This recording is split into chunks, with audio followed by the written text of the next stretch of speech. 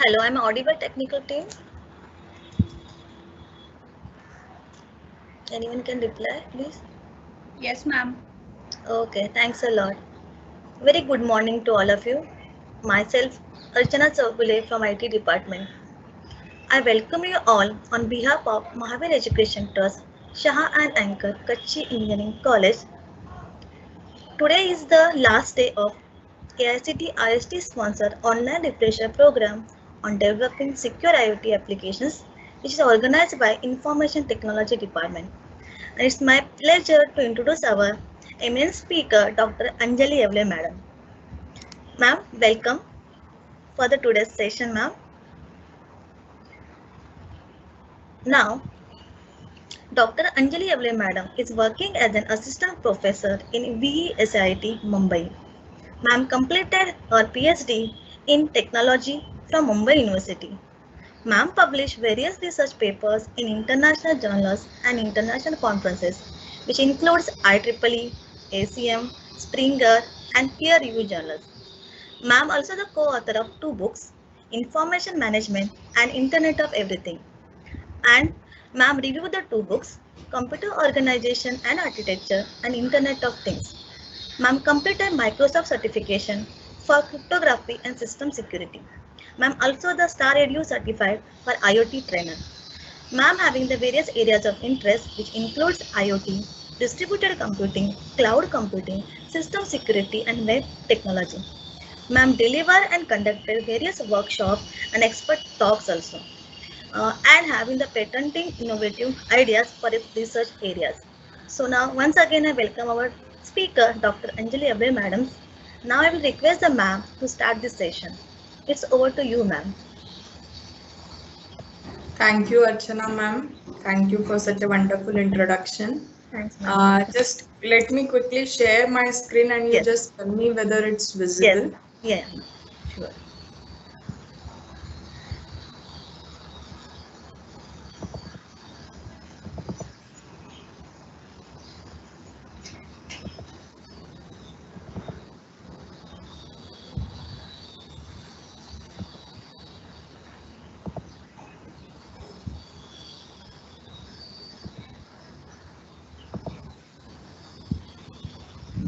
Yeah.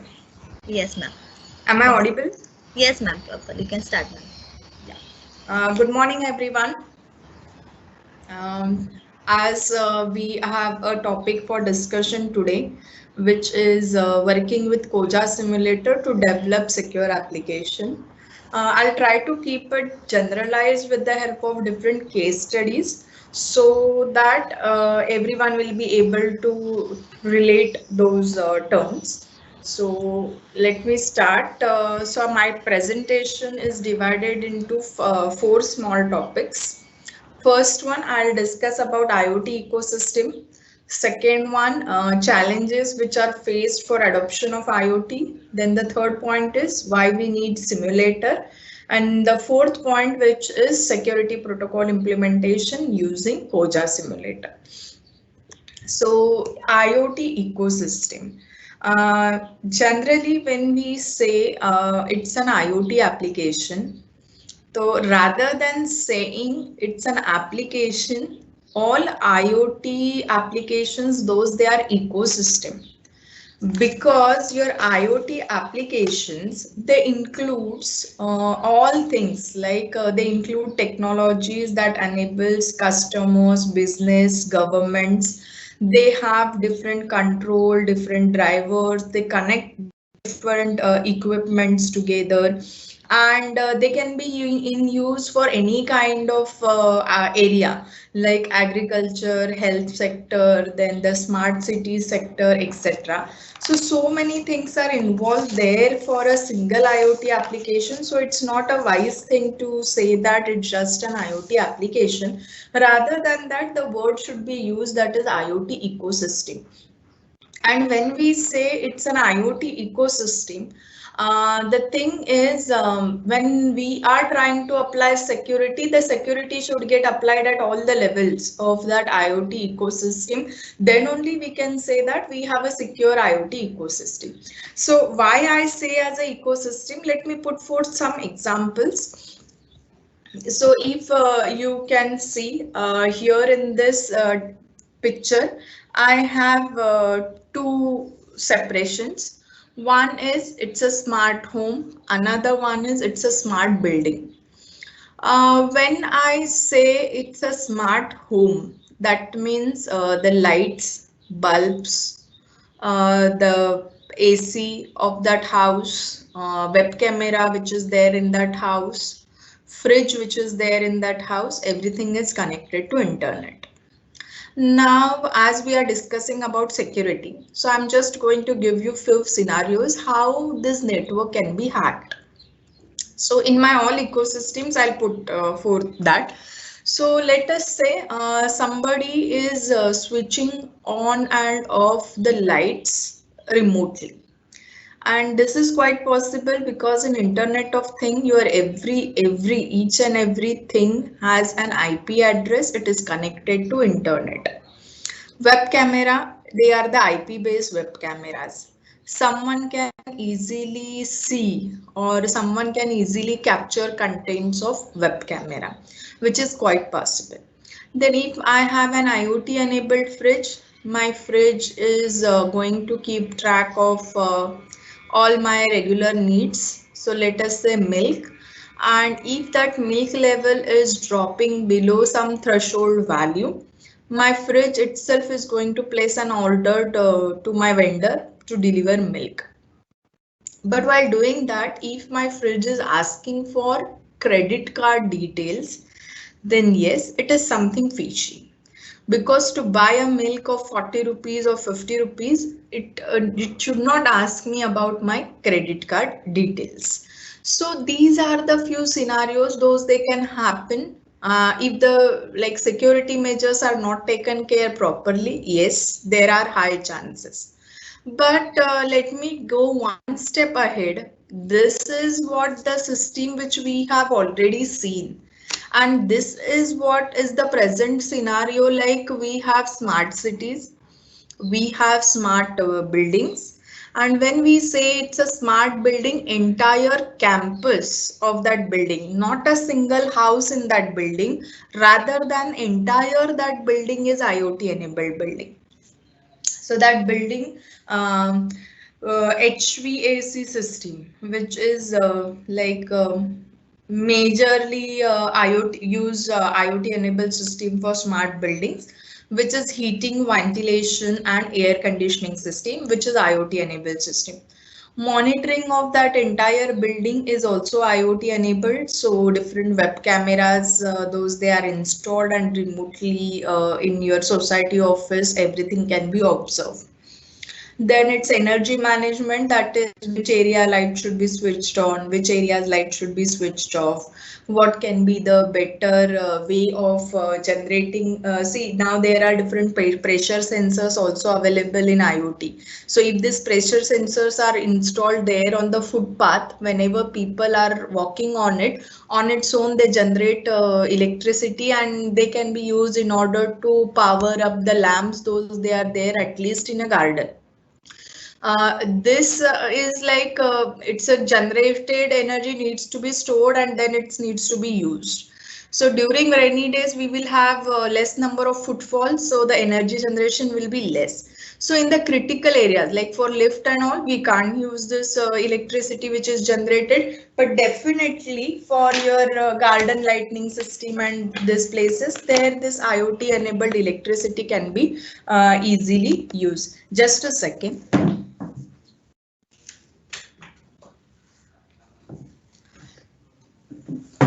So that can be used very well.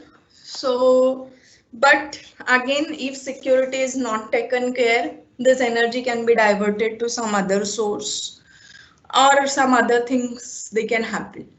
The second example I would like to take here is highways, and rather than saying highways, a term used here is the smart highways. Generally, we have signage boards, we have speedometer, and the alcohol detector. These are the sensors, those they are already there on the highways, though they already predict some messages Nowadays, even though we jump up signals or something, automatically it captures our nameplate photo and the amounts get added into your account. But one step ahead is with this IoT devices, we are going to have a smart highways in which all the cars, those they are running on that highway, those are cars, they will talk to each other. They will talk to each other in the sense like they for the prediction of traffic. If battery operated cars are there, they will be able to transfer their charging so that if any car is in need of charging, that can be easily transferred. One more example is few of the highways, those they have solar road panel. Now, what is the use of this solar road panel is some areas there is a snowfall, and whenever there is a snowfall, that time that road gets blocked. So if that road is blocking because of snowfall, generally the require some army people or NDA people, they come and they move that snow and then that road starts. But instead of that, if it can quickly hit up and that snow will be melted and automatically that traffic on that road can start. This is again a one kind of IoT enabled system. One more example I would like to take here is Netherlands. Netherlands, in what do they do is the highways light systems, it's IoT enabled. If there are few cars, what do they have is they have a lines, the light emitting lines across the road. So rather than keeping the lights on, the driver can gaze the road with the help of this emitting strips. So during daytime, those strips get charged, and at night they emits their electricity. So again, if you can see here, it's a very critical. See, two cars are talking to each other for predicting traffic. But if any hacking takes place, there is one particular area where there is no traffic, but unnecessary some like hacker, that person is sending a few signals saying that this area is heavily, it's having heavy traffic, which is quite possible if care is not taken. One more example is parking. Nowadays, what we have is a parking system. When we come in, we punch there and it records our in time, it records our out time, and it calculates money. That is what the automated part is. But when we say it's an IoT based smart parking, expected is it should automatically find out which slot is empty. It should give where car should be parked, then in which parking slot exactly which car is parked, and everything should be done automatically. That is what's shown in the picture which is below. So this picture shows you those details. So if you see, so many sensors are installed here. Very first sensor which is available there, it's a parking sensor. And this parking sensor, what it is going to check out whether the parking lot is available or not. If that parking lot is available, then the information will be sent to this communication base station. If any car wants to park itself, it will check out, and then that car get parked. Then at this particular parking location, which car is parked, each and every car should be having one electronic tag. It will be RFID based, so it can easily read the RFID signals, and it can check out like which car is parked over there. Then that is going to send signals again here. Then for how much duration car was parked and everything, that will be automatically calculated. So if you see clearly in this system, data generation is huge. It's a huge amount of data which will be generated, because the smart parking system, it's seen like across the entire city. Because as we are moving towards the smart city, the smart parking should be implemented across the city. So whatever information is generated, it is getting stored somewhere. Here it is named as management information system, and then the data get transferred to each and every person on the with the help of SMS on the mobile. Okay, so now here also the attacks possible are, even though all parking lots are free, Hacker can send a fake signal in such a way that this management information system will get update like all parking slots are full. Now here, whatever example we have taken in this, it is everything like RFID base and the tags are used. But let me add one example here, Spain. Spain actually make use of radar technology for detecting parking spaces, and the accuracy which they have got there, which is 99%. So 99 percentage accuracy they have got with the help of radar system in order to detect available parking slots. It's one example. Next example is today's industry. Earlier, the workers of industry, they were supposed to get into industry in order to check all the machineries to see whether any maintenance is required for the machinery, or to switch on boiler, to switch off boiler. But nowadays we are in the era of industry 4.0. Everything is automated, everything is IoT enabled.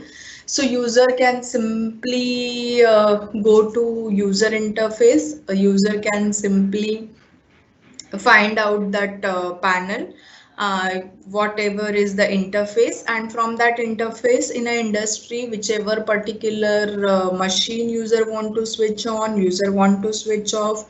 If boiler reaches to appropriate temperature, then automatically the actuator will take control and actuator will shut down that system. That is what is happening nowadays. And entire its supply chain, everything is automated. And the advantage of this is there are few areas where as a human being we can't reach, but our sensors, actuators, they can be placed there and they can do their job 100%. So by using this, definitely the performance of our industry has been increased. But let me tell you one example is there was a steel plant in Germany. It had happened, and it's a recent case. And that steel plant had a heating machine, and which was supposed to be shut down after certain interval. And some hacking took place, and because of that hacking, that heating machine could not shut down properly, and it resulted into a huge money loss. So that is just because some third party had took a control over the controlling mechanism of that particular heating machine, and because of which it had happened. Then one more example I would like to take here is the healthcare system.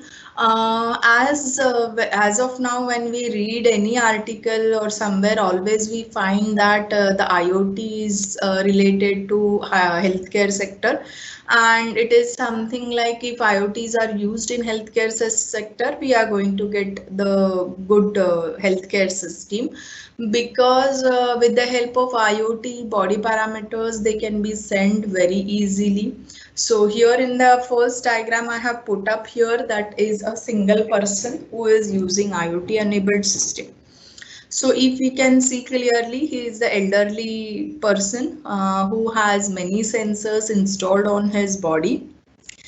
And when that person is moving out, that those sensors, they are working, and with the help of cell phone, whatever are the body parameter generated, they get transferred to internet, they get saved somewhere on cloud. And if anything goes wrong, then here in a cloud itself some interpretation takes place, and it will immediately send information to the emergency alert system, to family members, or to clinician. Now in this case, what we see is like it is simply measuring a human body parameters. Sensors are installed in order to measure human body parameters. Now this information is a very crucial information. So because based on what my heart rate is, based on what my BP values are, doctors are going to take decision. So let us say it is going to send my oxygen level, and actual my oxygen level is suppose 96, and while transmitting that data somebody had tampered this data. Instead of 96, that person is sending simply a value which is 6. And having oxygen level 6 is a thing which is it's a high emergency, right? So though accordingly actions will be taken here, but actually the body parameter is 96, person is fit and fine. Only what happened is somebody had tampered the data when that data was in movement. So in this example, whatever we have taken, it is related to a single person. That person is having some sensors installed on his body, and that person is generating a data. But now here one point is, think of each, if everyone is going to have this sensors installed and so much amount of data it will generate, and its storage and management of it is the another issue. Recently, few days back also we faced a problem with Google. Nearly for 1 hour Google services they were down, including YouTube. And the major challenge they were dealing that was regarding storage space itself, and that is why some new policies has Google come up, like if you have a mail in the trash box greater than 30 days it will be automatically deleted and so on. That is because of they want to do the storage management part. So similarly here also that is the one thing which is involved. But when I say it's a complete IoT enabled hospital, then the scenario is completely different. Only reading patient's body parameter is not a sufficient thing. When we say it's an IoT enabled hospital, there are many more things those they are involved there. So see, few examples I would put forth here. Reading patient's body parameter is only 1/4 of it. Then the hospital patients, hospital doctors of that hospital, nurses, ward boys, where they are, in which room they are, those also needs to be tracked. Because sometimes what happens is, in case of emergency, the nurse wants to call doctor, and doctor might have kept his mobile in his cabin, and doctor is on round.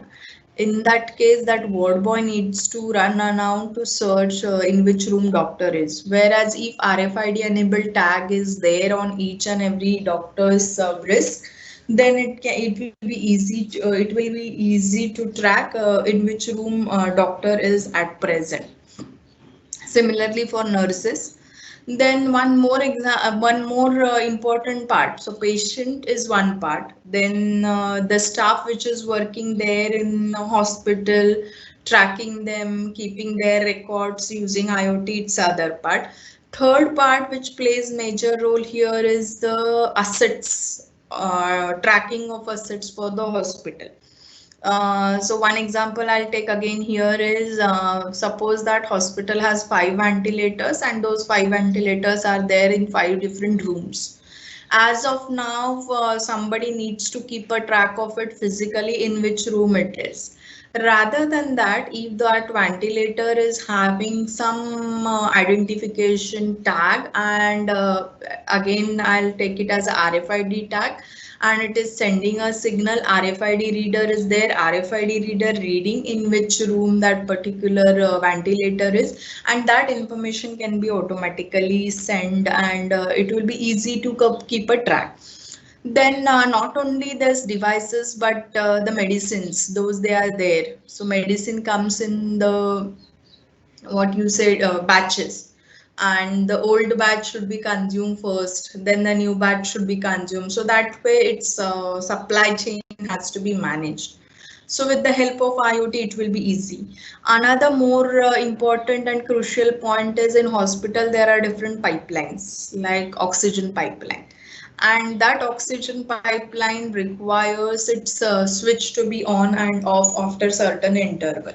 At present, it is done manually. A person has to go there and person has to do it manually. But if IoT sensors and actuators are installed there, then it can be easily done automatically. See, reading patient's body parameter, as we have already discussed, which is the fourth part of it.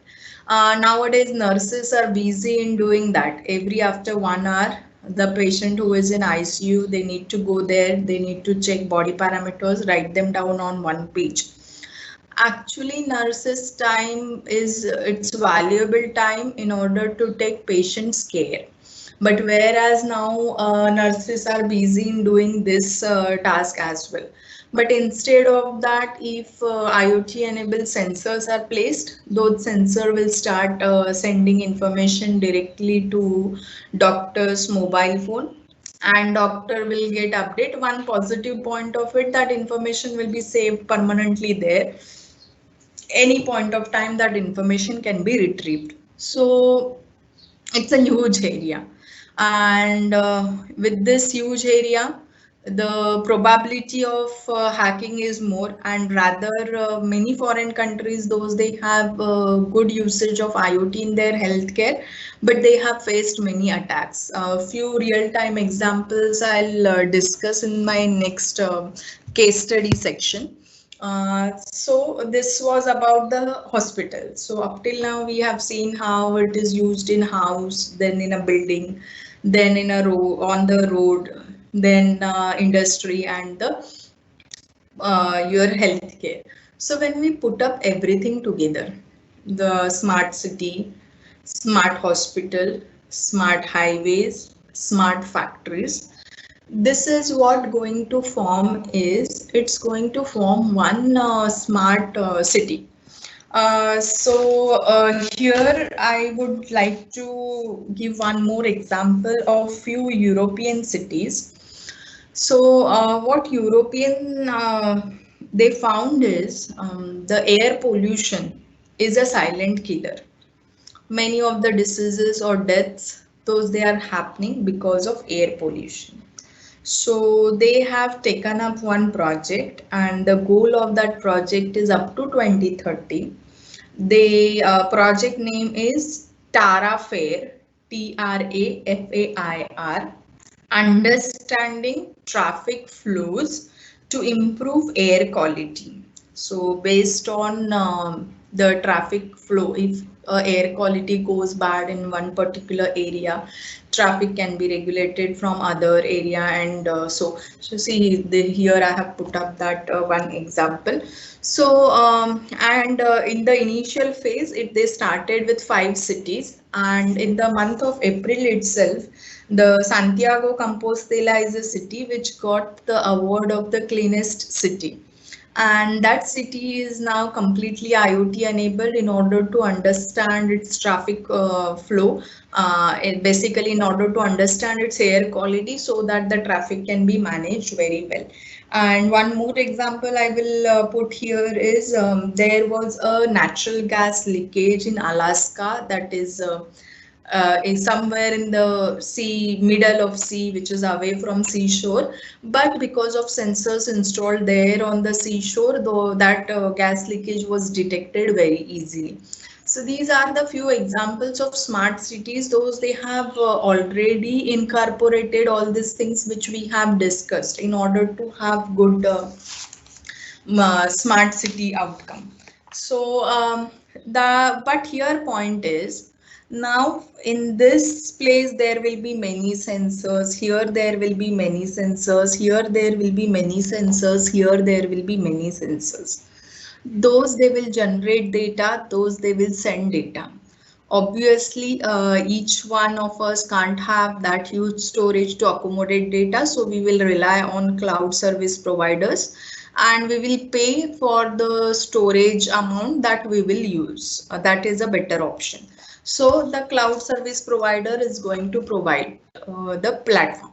Now this cloud, whatever data is generated, it is getting transferred and it is getting saved here. That data needs to be secured here. Whatever data is saved there in a cloud, it should be a secure data.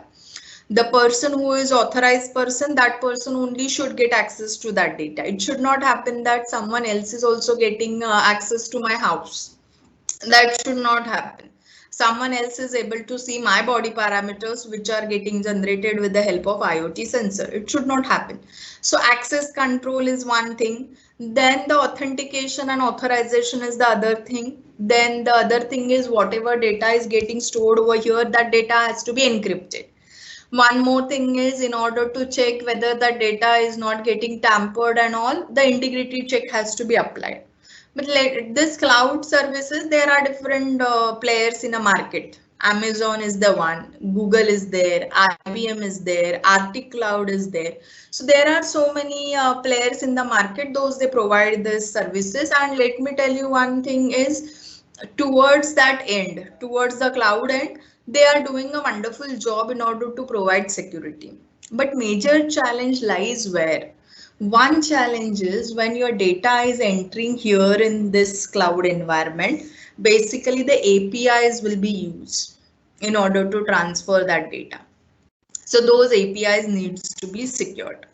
Second challenge lies is the sensors, those they are deployed in any of the place, like let us say in this hospital, whatever sensors are deployed, whatever data they are generating, that data is getting captured and that data is moving. It's a network, it's going to form a network. What about the security of that network?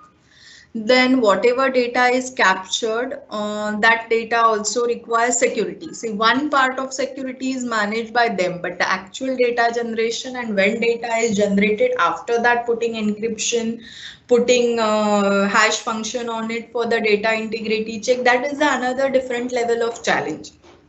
And plus your data is going to travel in the network to reach to that cloud.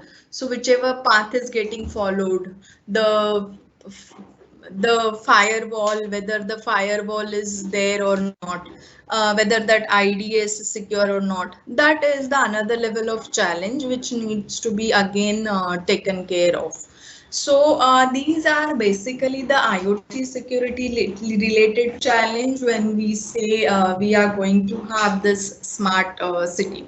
So as we have seen in this example, the challenges are there when data is actually collected from sensors, how the authentication authorization has to be applied. Again, the thing is random sensors should not come into this area to start generating data. So these are the challenges, those they are there. I have purposefully placed here few sensors. So these are like few sensors, and those they are like most commonly in use for the programming. So if you see the sensors, they have a capability just to detect whatever is change happening in the surrounding. Sensors on its own, they don't have processing power. Sensors on its own, they don't have memory to store anything. So these are few more sensors. So ultimately, when you put forth that sensor, it requires some brain or it requires some platform. With the help of that platform, it can start communicating. So that platform, sometimes it's Arduino, Mode MCU or Raspberry Pi that can be used. So it's again the diagram which we have discussed here. This diagram itself, now I have tried to put it in the form of actual your network, like different sensors deployed and how those sensors they are going to communicate with each other. So let us say this is one, uh, uh, let us take it's one hospital room, and there are four sensors, those they are installed on the patient's body. Whatever data is generated, it is coming here to Arduino. That Arduino is transferring that data through router to different network switches to cloud.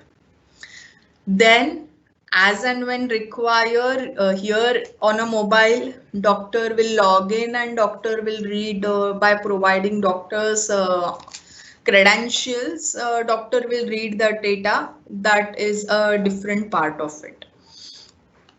Then again here in the same network, you have your PC, you have smartphones, you have laptops. Those they are also there as a part of that same network. ultimately again the sensors, those they are there, they don't have huge, they don't have processing power, they don't have memory. So again, it is dependent on some or the other microcontroller, microprocessor in order to perform operations on it. Now, major challenge lies is if you are saying that it is reading the crucial body parameters, then the speed at which data is getting transferred. So if somebody is getting heart attack and those body parameters are already registered and those parameters are getting transferred to a doctor, it should happen within fraction of second, otherwise it will be late. We actually want to use all these sensors in order to avoid all this kind of scenarios, right? But if we are putting some heavy algorithm in order to perform encryption and decryption, then whatever data is generated by this sensor, here itself it is taking time to process, to encrypt, to put on the integration on it and everything. Then it will be too late till that data reaches to doctor, and by that time that patient may die because the parameters are not reaching on time. So that is one another challenge which needs to be faced along with the security. If we know these all are the problems and these all problems needs to be recovered, one more chance is there can come a sensor who is not actually this sensor, which is not actually the authentic sensor. That sensor is not actually generating some data related to this patient, but that sensor sits here in the network and start flooding this network, start generating data, and this Arduino will be busy just in handling data generated by this sensor. So the actual sensors, those they are sending information, that information will not be considered, whereas Arduino just handling information which is generated by this. It's a denial of service attack, right? And which is most common in the IoT era. Sometimes what happens is the sensor, they spoof. Now this sensor, whatever identity this sensor has, this sensor will spoof its identity and will start sending a data. So suppose its identity is 8086's number. So it will spoof its identity 8086. It's saying that this 8086 is also sending you information, and this Arduino will start. See, there is no authentication taking place. Read the protocols, those they are there related to this IoT network. Read whether the authentication is taking place. If authentication is taking place, then it's good to go with that particular protocol. But if authentication is not taking place in that particular protocol, which is used for the communication between the sensor and this Arduino board or amongst all the sensors, then it's not a good thing. That authentication part has to be added. It has to be added as a separate layer for the processing. So as you know, these all are the problems, those they are possible. You have now we have seen like different scenarios how this can hack, the hacking can take place. So before proceeding to actual attacks, I want to put forth one point is Gartner has carried out a survey saying that see, IoT is such a useful thing, but still there is some kind of hesitation in accepting those IoT devices at all levels. So what they found is the people, they are saying they are more concerned about security. They are more concerned about privacy. Now, when we are saying that my entire city should be IoT enabled or my hospital should be IoT enabled, we should not forget about like the staff which is working there should also get trained for IoT, working with IoT devices, isn't it? But that worry whether the workforce or whether the people, those they are there, will be able to work with this IoT devices or not, it is at fourth point. Whether the workforce will resist using that, it is at the sixth last point. First two worries are security and privacy. Here I would like to put forth one point is in case of system security, as we all know, confidentiality, integrity and availability. These are the three goals given for achieving security. But when we go for Internet of Things, it becomes TSP. Trust, security, privacy. Security is all these things, but added things are trust and privacy. So privacy is equally important. Trust is whatever sensor is sending information, it's a true sensor, the sensor which is actually deployed there on the network, and that sensor is sending information. Then I have some trust, and that is why I am allowing my body parameters to get transferred. So that section is trust. So that is what the major challenge which is available in Internet of Things. People, they have concern about security, they have concern about privacy, and that is why there is like getting little bit of delay for handling all these IoT enabled things. Now, as so many vulnerabilities are there, those they are there, maximum times those vulnerabilities get exploited. It's a fact. So what OWASP does is, OWASP is Open Web Application Security Project. They are non-profit based organization, but every year they generate list of top 10 vulnerabilities.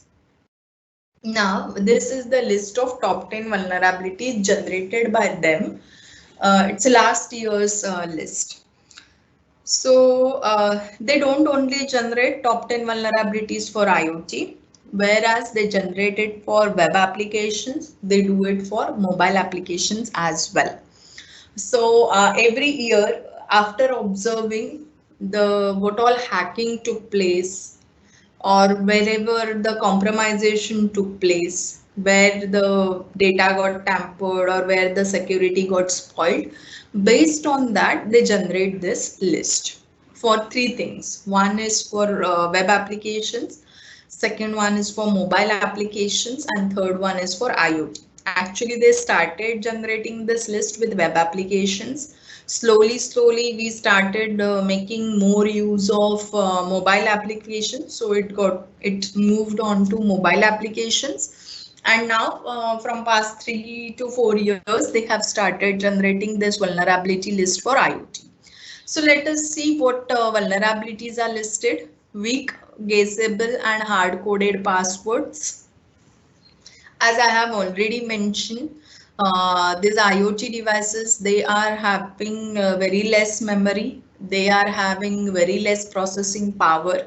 So generally the password length is kept which is small, and generally the passwords are kept like 1 2 3 4, and sometimes what happens is whatever default passwords are coming with the device, people stick to those passwords. Sometimes these passwords are hard coded, they are already imposed there in the hardware. So once that password is revealed, we can't do anything because already password which is embossed there in your hardware. Actually, when your PCB was under construction, that time itself password was added. So this is the very first vulnerability which is available, and with this what happens is hacker can easily guess the password, and once hacker guess that password, hacker can hack into your network. Next one is insecure network services. Again, the firewall IDS, which is used for IoT devices, it's a big research area. Like normal our firewall and the IDS which is there, but the working of it for IoT devices needs to be little bit altered. Then the insecure ecosystem interface, as I have already mentioned, data get captured with the help of sensors. It's get transferred on a cloud. There are different cloud service providers, so this communication takes place with API. And this APIs is nothing but function call. Only here few parameters needs to be passed to a function, and then it gets transferred data there on cloud. But this APIs, are they really secure? That is a big question. And sometimes these APIs are not secure, and that is why this insecure ecosystem interface is the vulnerability which is available at third point. Lack of secure update mechanism. Again, see, generally, when operating system comes into a market, there is something called a zero-day attack. That soon as the new releases comes, hacker they tries to find out vulnerability in that operating system, and they try to exploit that vulnerability. But as soon as that vulnerability is found, our operating system vendor, what do? They generate patches and they send us to patch our operating system so that that vulnerability get removed from our operating system. But in case of IoT devices, sending these patches, updating the devices so that its security will get updated, that is what a little bit challenging. Use of insecure or outdated component. See, maximum times, let us say mines. Mines are there, they are below earth, thousands of kilometers, and the sensors are installed there in order to read some data. So once sensors are installed, what these sensors are actually, they have capability of slip and work. So they slip for some time, then they work for some time. That way they save their life. And it is not actually frequently possible to visit those locations and to change the sensors those they are placed over there. And that is why few of the components, those they become outdated components. Then insufficient privacy protection, as this we have seen with the help of our healthcare system, like my data is getting transferred. I took an example of oxygen level. My actual oxygen level is 96, which has to be transferred, but it's get tampered, and instead of 96 it's get transferred as 6. And like it is a tampering of data. Someone has captured my data and had altered my data. Insecure data transfer and storage. That is again a one biggest thing, which is at seventh number. When data is actually in transfer, that is when data, this all the sensors, they are collecting data and they are transferring data. That time it is a big challenge. And plus, when your data is stored, it has to be encrypted and all. If you're using your private cloud, you have to do it on your own. But if you are using cloud service provider, there is a security level agreement which needs to be signed between both the parties, and that security measure needs to be considered. Then the lack of device management, insecure default setting, maximum times. Uh, for IoT devices, I'll not say for IoT devices, for our home Wi-Fi also, maximum times whenever we purchase Wi-Fi, we keep it on the default setting on itself. How many of us regularly change Wi-Fi passwords? I am sure hardly 2-3% of people, they are changing Wi-Fi password regularly, or they have some advanced levels of settings in their Wi-Fi which is there at their home. So that is the same thing is true about IoT devices. And lack of physical hardening. That is the another vulnerability which is found there by OWS. So let us see, up till now I have just discussed like theoretically this can happen, that can happen. So let me show you a few cases where actually this hacking took place. So Miraya botnet is a attack. Basically, it's kind of a denial of service attack. And what happened is in this botnet, that was a malware written, and that malware was infecting IoT enabled devices or the computers by with that malware. And the target was the devices those they have default username and passwords. So the devices those they have never changed their login name and password, that malware was moving on to all the devices, was checking whether it works with default username and password. Yes, then it was there to infect that with the malware.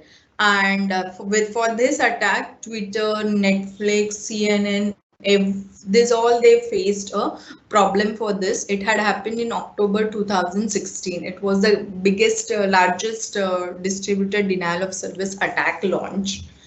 Then the second example here is hackable cardiac devices.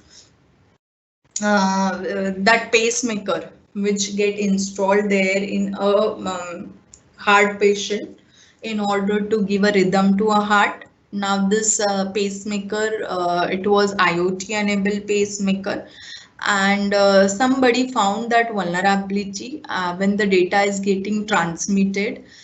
It was in a plain text format, so they could really capture the value, and then attacker was actually able to take a control of that entire pacemaker. And so think of somebody is increasing or decreasing rhythm of that pacemaker, it's ultimately going to result into the increase or decrease in a heart rate of that patient, and that patient may suffer a lot because of this. But it had happened.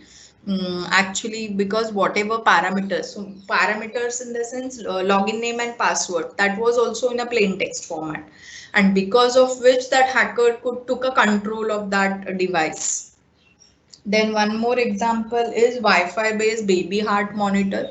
There is one device which is very much popular in European cities, and that is it's kind of patch. So on baby's t-shirt, that patch get placed like this, and when that baby is sleeping, that patch transfer all the body parameters like temperature, heart rate, body movements, how sound sleep that baby is having, everything get transferred to mother's mobile. One way it is very good thing that mother is always keeping track of what her baby is doing. But this few hackers, what they found is they found there is a vulnerability in this baby heart monitor, and they could actually take a control of it, and that resulted into very bad phase of it. So that had happened. Then the one more very famous hack is webcam. So web cameras, those they are IoT enabled web cameras. So somebody found that login name and password is in a plain text format. So that person could really log in into all the web cameras and could see what is happening there. So just think of the web camera installed in your house, and somebody gets access to that web camera, means that person is able to literally keep a watch what all things are happening there inside a house, and the same thing happened here. Then a Jeep hack. The Jeep hack is IoT enabled Jeep. It was driverless, and it was taking decision based on the parameters those they are around, and that got hacked, and rather than taking actual decision, that Jeep started taking wrong decisions, and it resulted into a accident. More hacking is insulin pumps. Yeah, this I would like to highlight here is insulin pumps. IoT enabled insulin pumps is a thing which is now commonly used in India as well. See, this diabetic patients, they need to take insulin, and that insulin has to be injected in their body, and there is some duration or sometime it checks the sugar level of a blood, and then that has to be injected. That is the way it works. But if a kid is a school going kid, in that case that mother or a father needs to go to school at that particular time in order to inject that insulin into his or her body, and it's a reality. But with the help of this insulin pump, what happens is, insulin pump is a kind of a small box. So here there is a small tank into it, and the it's get injected directly in a patient's body. Generally, it's get mounted there somewhere on patient's body, like hip or somewhere, so that it can inject this insulin in patient's body. In the morning, you can feel this insulin here, let us say 35 ml. and you can put a program like at 12 p.m. insert 15 ml in my body, at 6 p.m. again insert 15 ml in my body. So automatically when your clock is there at 12 o'clock, it will start pushing and insulin get injected in a patient's body. Similarly, automatically at 6 o'clock, it will start injecting next 15 ml there in the body. But this data which was getting transferred, it was in a plain text format. So instead of injecting 15 ml, this 15 was replaced with 35 ml. And at 12 o'clock, it inserted entire 35 ml of insulin in patient's body. Taking extra insulin is also equally bad to that patient, as well as taking less insulin is also bad for that particular patient.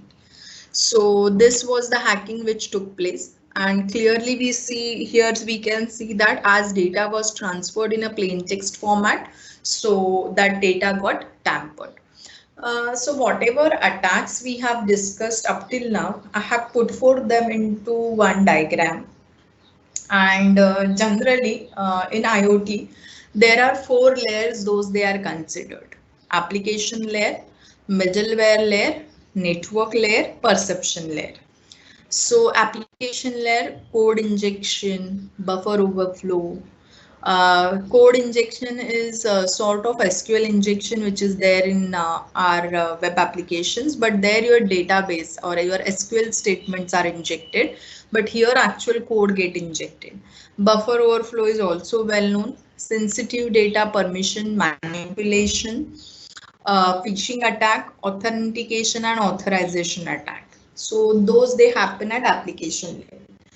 Application level is towards the user interface. When user is trying to read data from IoT devices. So it is a layer which is of user interface layer. Here your actual network is not coming into picture. Actual IoT devices, those they are not in picture. Then the middleware layer. Now this middleware layer is where your APIs are there and those APIs are communicating with cloud. So their attacks possible are flooding attack in cloud, cloud malware injection, signature wrapping attack, web browser attack, SQL injection attack. So it is at user side. User, whatever data user is fetching data from cloud. So these all attacks are there at cloud level. Then actual attacks are here, which is at network layer, and here it is at perception layer. Network layer means where your actually sensors are deployed, those they are connected to each other, those they are talking to each other, those they are passing parameter from one router to another router to reach to actual cloud. So on that, different attacks possible are DOS attack, syllabi attack. Now in syllabi attack, what happens is multiple devices, they take same identity. So it becomes difficult to find out which device is actual device. Then the sinkhole attack, then sniffing attack, traffic analysis attack, replay attack, man in the middle attack. So few these attacks, those they are there as it is from our network attacks. Then the perception layer is actually the sensors, actually the RFID tags, those they are installed in order to identify the device. So actually how you identify that device, how you identify that object. Then the attacks, those took place while identifying that object. It is unauthorized access to the tags, tag cloning, eavesdropping, RF jumping, snooping attack, and slip derivation attack. Now, slip derivation attack is, as I have already mentioned, these IoT sensors, they have less memory, less processing power, and because of that, to have their long life, what happens is IoT devices, they slip for some time and they activate for some time, so that way they manages their battery life. But what hacker tried changing this cycle. Rather than making them slip, make them awake only. And if your IoT device is awake for long duration, definitely it's going to drain out. Definitely it will be out of order soon. That is the slip derivation attack. That was again one of the major attack which took place. So if we clearly see, this side is something related to software and this side is something related to hardware. Now, software part, see, we already are in the software industry from so many years. So this side of attacks, there is a large amount of work, huge amount of work has already done, and it is working fine. It is taking care of everything.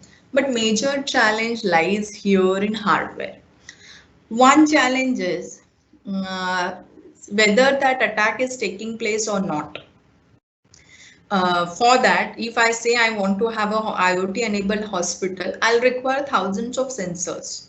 I'll require many controllers. I'll require many routers. Those they are transferring data. I'll require many switches. But how to test whether the attack is taking place on that particular network or not?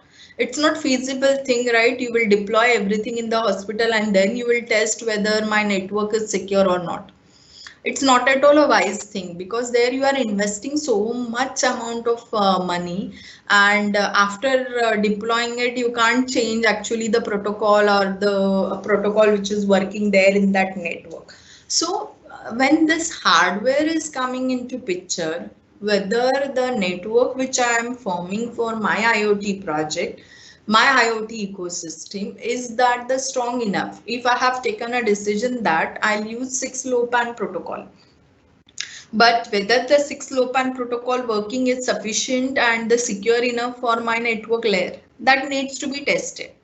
And testing has to be done in advance. One point to be noted is security cannot be added at the end. You can't say that I'll design my entire system towards end, I'll add security. It is not at all possible. It's not a cake. You will construct a normal cake and on top of it you will put icing. No. Security has to be considered right from the requirement gathering phase of your project, of your ecosystem. So everywhere, when you do requirement gathering, when you do network designing, everywhere that security has to be considered. So now, how to handle this challenge, how to come out of it? Then the simple thing is we can go with one of the simulator. Whatever actual network we are going to deploy, we can simulate that network in our simulator. Test there whether any one of this attack is possible on that network. Test which all protocols you are using there for the communication.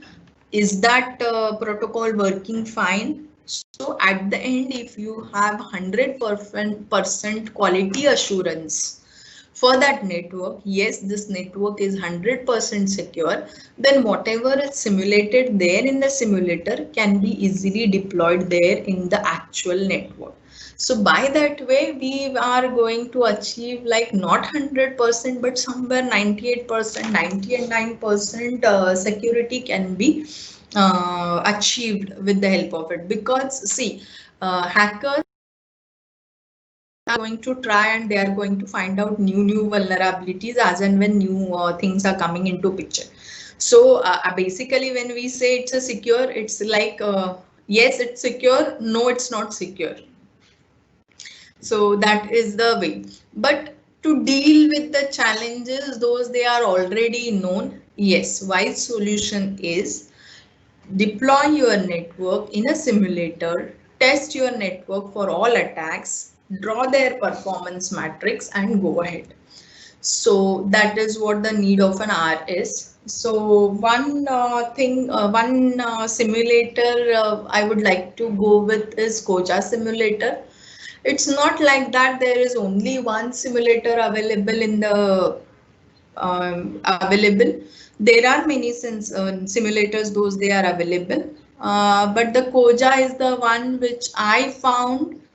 It gave actually when I was doing research, I found it's a one which was giving me the appropriate values and the results which I wanted to see for measuring the performance parameter for the protocol which I proposed. So I But again, the thing is, if you want, you can pick up any simulator. It's not like only the Koja is available. And this Koja simulator comes with a Contiki operating system. So as you all know, this IoT devices, they have different sets of operating systems like Tiny OS, real-time operating system. Now Windows OS is also available for IoT devices. Basically, because we require for IoT devices is the small size operating system. It should not be heavily loaded. See, our TCP/IP protocol stack, which works with IPv6 on its own, it's a protocol stack which is very heavy. We can't use that protocol stack as it is for IoT devices. So for IoT devices, there is a protocol stack which is called as MuIP. So that MuIP protocol stack is also supported here by this Contiki OS. If you see, Contiki OS requires only 2 kilobytes of RAM and 40 kilobytes of ROM. And it works both with IPv6, IPv4, and it works well with the low power microcontrollers. That is why I chose this. And it's purely written in C. And C is very easy to understand and we all are very much familiar. So it becomes easy to work with this. So if you want to download, you can download Contiki OS from this resource. It's a virtual machine. So you need some virtual machine player. So you can go with VMware or virtual Oracle box. Open then you start your Contiki. When you start your Contiki, it will ask you for login name and password. So remember that its login name is Contiki and password is user. This user is the password which is fixed first time. Then later on you can change whatever you want. Then it's a Ubuntu based system. So you are going to get this Ubuntu interface.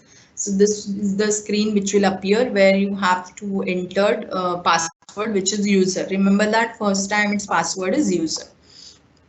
Then you can work with your all networking commands, Linux commands, ifconfig, netstart, root, all commands you can use as it is. And this is what the complete file system of your Contiki is. So in examples, already all the protocols, those they work with IoT, they are already implemented there. All protocols are implementation, it's in C, it is already there in examples.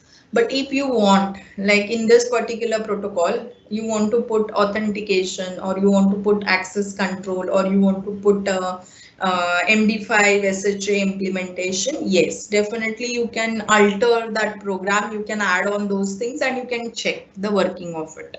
So let me switch on to my virtual machine so that I can show you this. Just a second, I'll share my virtual machine.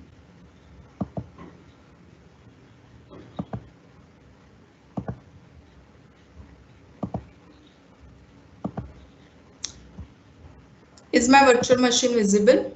Yes, ma'am. Yeah. So this is my Koja simulator here. So you can run it with the ANT command, or you can simply double click and start working with Koja simulator. Yeah, so this is what the simulator front end is. Here in a file, I'll start a new simulation. So when I start a new simulation, it will ask me for the name. It will ask me the radio medium which has to be given. So there are many. Which one you want, you should be selecting it. I'll go with UDGM. Then the mode startup delay and the random seeds it will ask. So I'll create this. Now here there is a word used as modes. Modes are nothing but your IoT nodes. Mode is a word actually coming from wireless sensor networks. There they make use of word that is modes to represent that particular node. So I'll just simply start with the first very simple program, which is Hello World. So again, I want like 4 IoT nodes to be deployed and those 4 nodes just to display Hello World program. Okay. So any one of this mode I can pick up. Mode is what? It's actually having different hardware configurations. So based on your applications, you need to choose which hardware setup you want.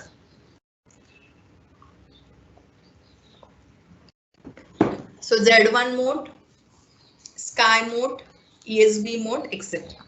So I'll select Z1 mode.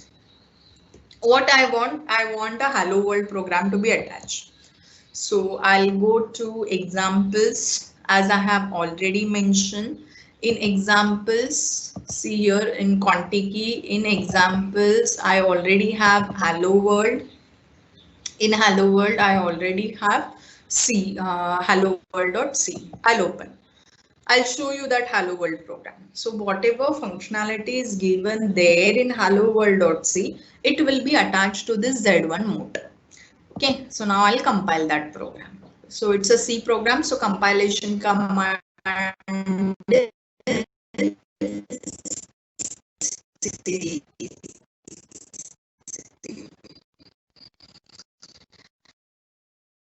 now I want 4 modes to be attached to it. 4. Now each mode, I'll start its simulation. See, each mode has generated Hello World program. So RIM, as I have already mentioned, simple TCP/IP protocol stack we can't use. We require a micro IP protocol stack because our IoT devices are less, they have less power, they have less processing power, less memory. So they use this mu IP stack. There they use this RIM addresses. So RIM address is this, MAC address is this, and then the Contiki channel, which is running at 8 Hertz radio channel 26, starting Hello World process, and it had displayed Hello World. So this is for my mode number 2. For mode number 4, again it had displayed all the information about mode number 4, mode number 1, mode number 3. Let me show you this mode. So I'll just click on this mode. In this, you can see actually the radio things. I want this printf to be done. So see this, I want its IP address, RIM address to be displayed. See 14, it will be displayed. Mode type, I want it to be displayed all of same type, so it is displaying me same. So now this my mode tool is Z14. When I go to mode information and modes information, see this is the hardware which is attached, entire specifications are given. So if you are planning to use this hardware, then you should be selecting this Z1 mode. And in its data sheet, actually, you will find when you select Z1 mode, which all hardware you can use. When you are selecting Sky mode, which all hardwares you can use. Now I will go there to my screen to show you this.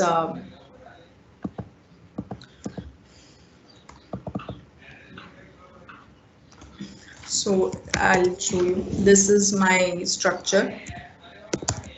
So I'm going there. Then in examples, so I'll go to CD examples.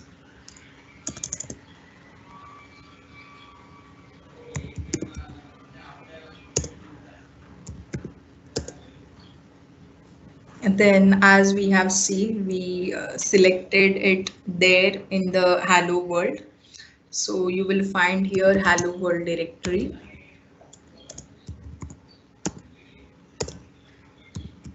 LS. See here my C program is there. So I'll just display that C program. So gedit will allow me to edit that program as well. So as I mentioned already, the basic functionality of all these programs and everything is already given. But if you want to update that, open it in gedit environment and update that. So, sorry. So this is what the program is, which is already written there.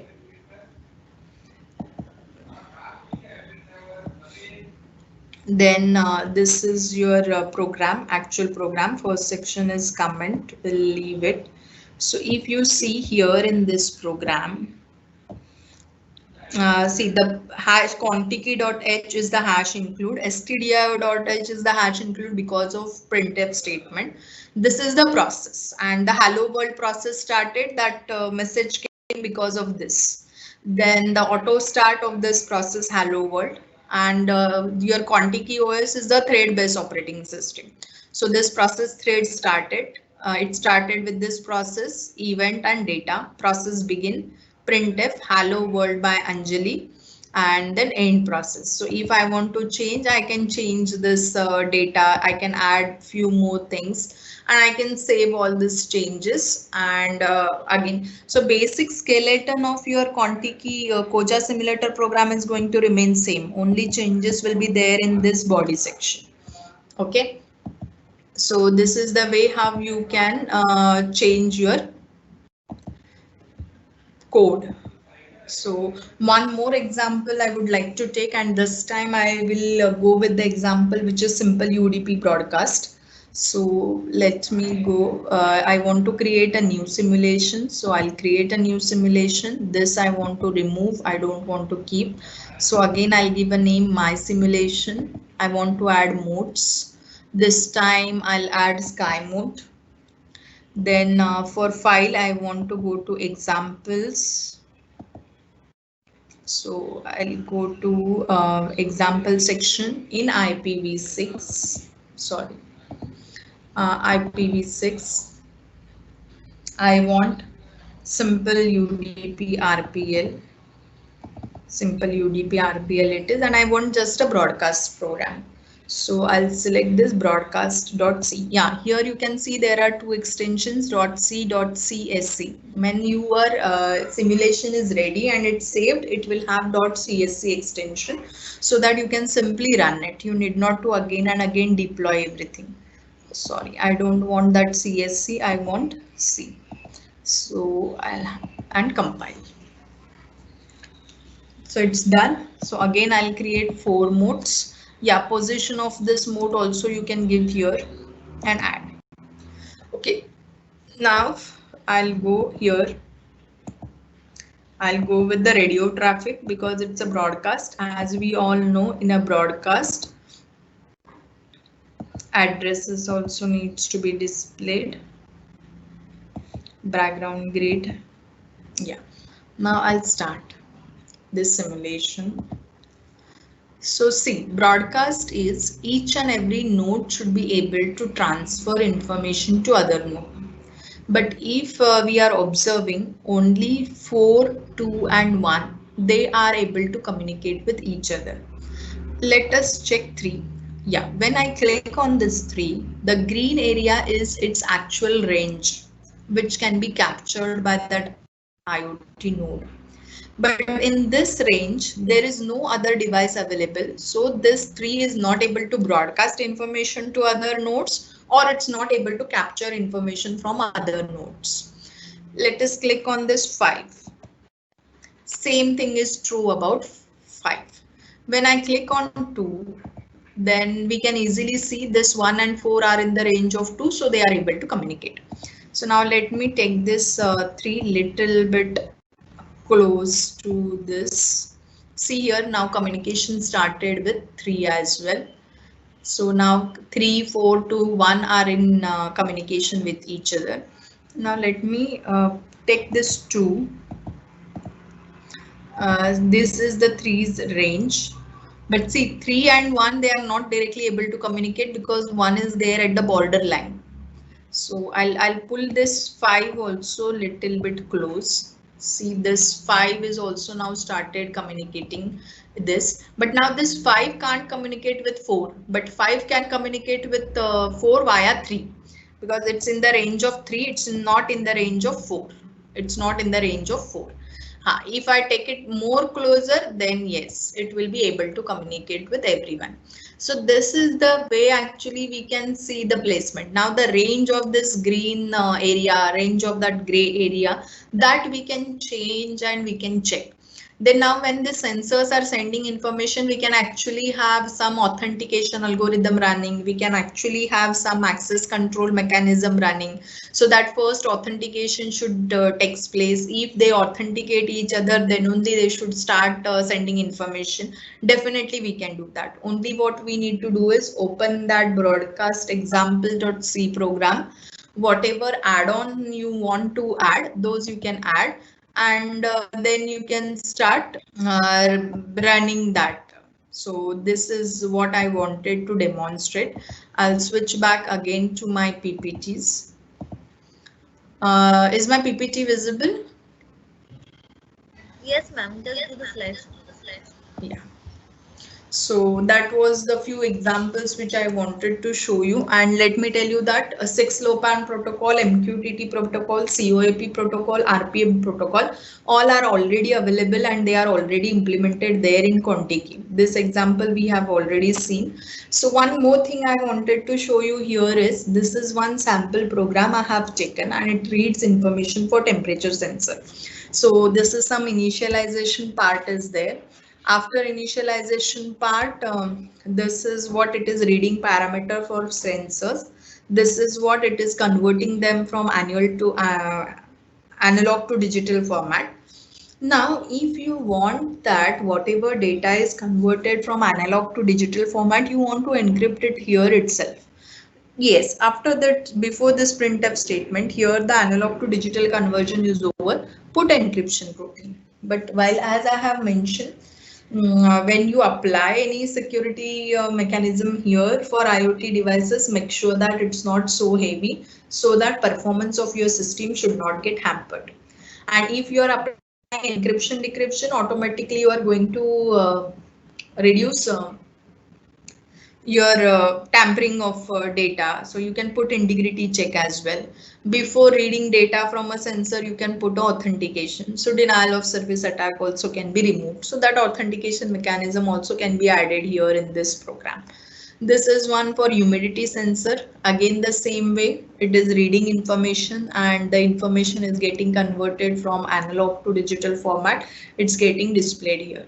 Again, if you want encryption, you can put here. Program is simply a C program, so it is very easy to understand and to change the working. Once you update your C program, go to your Koja simulator, start a new simulation, select a hardware type which you want and attach your new program to it, deploy, it will start working. So this is one of my research paper which is already available if you want to read. Here I have proposed one protocol and its implementation is already shown in Koja simulator, security parameters and everything is checked. So there we have proposed which is challenge response protocol. Then we have proposed the encryption mechanism. We have proposed the hash function calculation, and again MD5 SHA, this kind of heavy hash functions we can't use. So that is also we have proposed here, which is a lightweight function. And so towards end, I would like to conclude this. So as we have seen, the first half was different ecosystems and how hacking can take place in different ecosystems. My second part was totally related to what all are the vulnerabilities. Third part was the actual attacks those took place. And in order to avoid this thing, solution is like we need some simulator on which we can simulate our entire network. We can test our entire network and then that can be easily deployed. Second thing is if you want to propose your own IoT new protocol, that also you can very well show its implementation in Koja simulator so that everyone will start recognizing it. So these are what the advantages of this Koja simulator we can very well take. And towards the end, I want everyone to think about all these 5 points so that we can have very good IoT system in place in India with the low cost and with good security. So this is all from my side. These are few references which I have referred. Thank you very much everyone for patience listening. This is my mail ID. If in future you want something to ask, you can definitely mail me. I'll reply you back. So thank you very much. Okay, thanks a lot, ma'am. Now I like to express our sincere thanks to Dr. Anjali Avle madam for giving such a nice session on working with the Puja simulator to develop the secure applications. Ma'am actually discussed various live examples like for the smart homes, smart buildings. We are moving towards from city to the smart cities, right? And it is security is very important. If anything is hacking, it will be definitely having the bad effects of our IoT for our daily lives. So to secure that is very important. Then ma'am discuss about how we use a Puja simulator to implement different modes, means nodes for the IoT applications. Okay, ma'am, there are some few questions can ask. Yes, please. Okay, the first question is that does the attack can be detected in the Puja simulator while ensuring the security? Yes. But the thing is, when you are doing it, you need to deploy one node, which is the attacking node.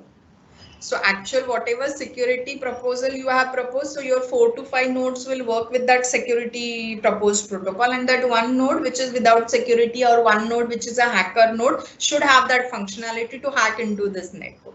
That way you can very well test. Okay, ma'am. Thanks. Second question is there. Ma'am, can we do the simulation of blockchain integrated with IoT in Contiki, Puja? You can do, again, as I said, C program you need to update, but when you are using blockchain, one more point I would again highlight here: take care of processing power, take care of the memory which is required. Yeah, very well you can do. In C you need to put all those functionality deployed on the nodes. Okay, one more question. Can we predict the attack on IoT devices in Kuja? Prediction, yeah, again the thing is it's your imagination. Like, if you are trying to find some new attack apart from the one those they are listed there, and you are trying to like this also can happen, yes, very well how that can happen, that you can put into your C program and can show. Okay, ma'am. And last question. Do we have to use only the lightweight algorithm for encryption? It is better, that will give you good performance. But like, just think of a scenario: if my body parameters are getting transferred on which I am applying heavy protocols or heavy encryption decryption mechanism, definitely it will take time. Data won't reach to a doctor in time. Then what's the use of having that technology if I'm not getting help on time? So again, one more research finding is, if you can go with the hard coded encryption decryption, that also gives a good result. There are new articles coming in picture or in different journals on this. Okay, ma'am. Thanks a lot. Now I request you to accept our token of appreciation as a virtual memento. Ma'am, please accept this. Thank you very much. Once again, thanks a lot, ma'am. Okay, it's our pleasure to have it. You taken, I think, 3 sessions, right, in our college. It's very nice to Yes, see you. it's And fourth this one. I have fourth. taken one Okay, sorry. seminar as well. Okay. Thanks a lot. We will have the good feedback from your sessions also. Okay, we will welcome you again if you have the really nice sessions again in the future. Yes. Now I request our participant, please fill the feedback form for your attendance and certification. And please attend the next session on the time at 1:30. So there is some announcement, na Chetan sir? Yes, madam. I'm Yeah. announcing it. Yes. Actually, we have scheduled the orientation, so I'll just talk for 2 minutes, and that is nothing but the orientation actually. So good morning, all. We are happy that you all are attending these sessions very carefully and enthusiastically. Since explored IoT from various dimensions, and today is the last day of this refresher program. So as per the guidelines of IST, and we have mentioned the guidelines in the mail of your selection also, that to become the eligible for the certificate, it's mandatory to attend minimum 80% sessions, and one must secure minimum 60% marks in online test. As far as attendance is concerned, we are taking or tracking the attendance using feedback come attendance forms, which we post every day on the group, as well as we are sending it to you on your mail. And secondly, the online test which will be conducted today at 3:30. So today at 3:25, you will receive a link on your mail with which will take you to the Google form of online test. So it will be Google form based test. The test will be of 20 marks, which will be having 20 MCQ questions.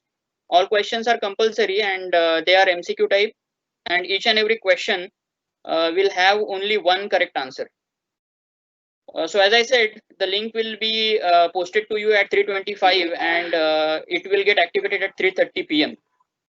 But the valedictory session will be at 4 p.m. So those who could not submit the test between 3:30 to 4 p.m. can submit their test up to 6 p.m. So at 6 p.m. the link will get closed, and after that you won't be able to submit your online test. The resource material will be sent to you on your mail. After a few minutes, you will receive the mail with the links of resource material. The mail will also contain the YouTube playlist of all the session recordings. So if you have missed some session and you want to go back or you want to watch that particular session, you can very well visit that particular YouTube link and you can watch those sessions over there. So, and also the resource material link is I'm pasting it right now on the group. So it's now posted on the group also. So you can refer the resource material from there, as well as you can watch the session recordings by visiting that particular YouTube link. So I wish all the very best to all of you, and thank you very much for attending these sessions. So your test, as I mentioned, will start at 3:30 and 3:25. You will receive the link on the group as well as on mail. So that's it from our end. Thank you so much.